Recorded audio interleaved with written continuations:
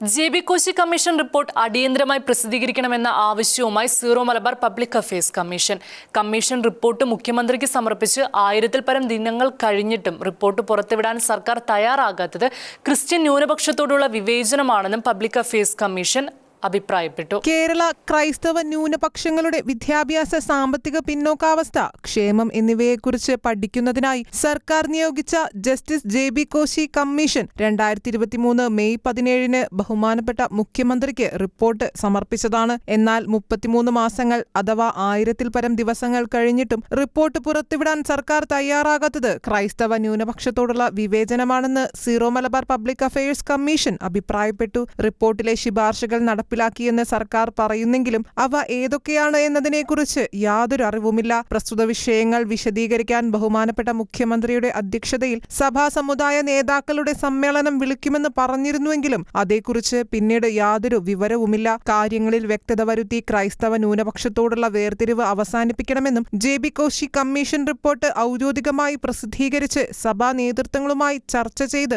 എത്രയും വേഗം നടപ്പിലാക്കണമെന്നും കമ്മീഷൻ ആവശ്യപ്പെട്ടു. Public affairs commission chairman archbishop Mar Andrews താഴത്തിന്റെ അധ്യക്ഷതയിൽ ചേർന്ന യോഗത്തിൽ convener archbishop Mar Thomas Tharayil, അംഗങ്ങളായ archbishop Mar Joseph Pamplany, bishop Mar Remigiose Inchananiyil, സഭാ chancellor father Abraham Kavilpurayidathil, commission secretary father James Kokkavayalil എന്നിവർ സംബന്ധിച്ചു.